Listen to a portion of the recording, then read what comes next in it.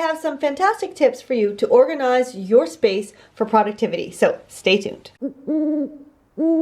Hello and welcome back to my channel. Today I'm going to be talking all about productivity and how you can arrange your space to maximize productivity. Have your things, your storage, your work areas laid out in a specific way to make sure that you are maximizing everything so you can get as much done in as little time as possible. Because for most of us, we're busy and we don't have a lot of time to dedicate to our hobbies, so the more productive we can be, the more we can get done. I'm going to use my room as an example. Of course, yours will be different, but you can take all these tips and adapt the ones that work for you and just forget the ones that don't. The most important thing that you need to do is to understand how you work. Observe yourself for a while as if you're someone else looking in and see where you are working the most, where you find yourself sitting or standing, what you're using to make do, where you're gravitating towards, where do you want to work, what's annoying you, what's getting in the way or what's hard to put away. The things that seem easy to you are the things that are working well and you need to do more of those things. Take a week or so, and as the week goes by and afterwards, answer these questions. Where are you working?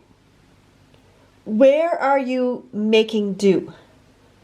What's annoying you? What's hard to put away or hard to keep tidy? What is easy for you?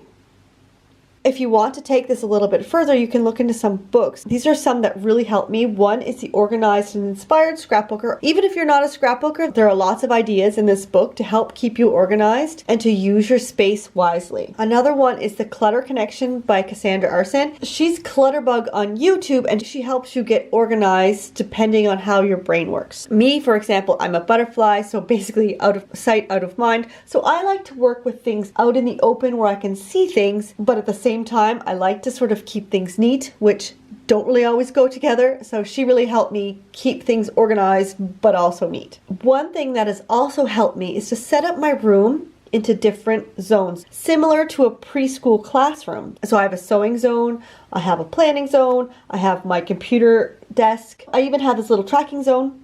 I have my filming zone. You could even have a wet zone if you paint, or maybe a chair in your corner if you like to sit there and read or knit. Ideally, you'd like to have a zone for each of the activities that you carry out in your space. A shelf, a drawer, or even a spot on the wall can be a zone. As well as workspaces, you also need place for storage. Now, I class these basically in two different types. There's active storage and long-term storage. So if you're not using things often, if you're not going back and forth getting things from these places frequently, then you can put them either up high, out of reach, like I have in these bins, or in a cupboard that's closed, like I said, for me, out of sight, out of mind. If you have an awkward place to get to, I have my lights here, so I can't really get into this cupboard, so I put things in here that I don't need very often. So I only have to move the light every once in a while if I need something from this cupboard. The things that you use on a regular basis should be at hand and easy to reach. I absolutely love this sideboard that I got at IKEA years and years ago. I originally got it because I wanted to stand up when I was scrapbooking and I wanted something with lots of drawers, so it looked perfect, and it absolutely is. It proved to be even more perfect than I thought it would be. I've got these 3 small drawers up top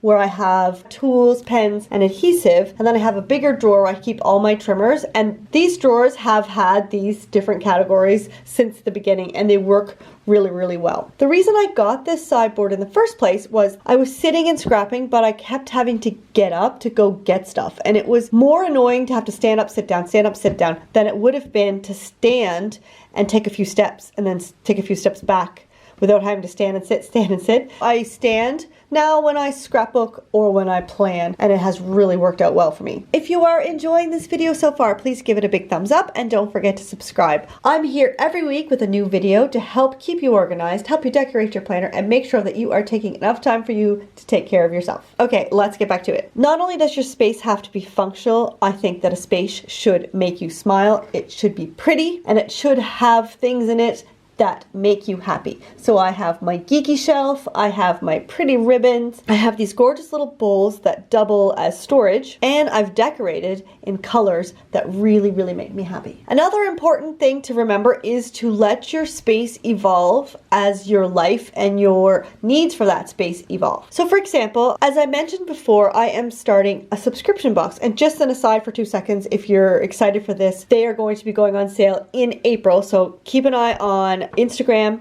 here on YouTube, and if you haven't signed up for the emails yet, I will put the link in the description below and you could win your very first box for free. Back to my little problem. Over Christmas, I had my candle advent calendar up there and it took up the whole top of this cover. But between putting that away, but before I put my bowls back out, I was gravitating there to work on my subscription boxes. And I actually really enjoyed working there. I had just enough space and I could keep my calendar with my post-its out where I could see it because, like I said, I'm visual. So I needed to decide if I wanted to keep that as a workstation. I could have put it in the top drawer, but I also really liked having that as my tracking station. Also, when I was on Zoom calls, this is what people were seeing in the background and it looked kind of cluttered and messy. And I was also really missing my cute little bowls. So I decided to move. I put my subscription box calendar up on the wall next to my other calendar. Again, having these visual really works for me. And then I realized the reason that I was gravitating to this spot was because my computer desk was always cluttered and so was my planner desk. So I cleared everything off and I made a little corner and I put my subscription box stuff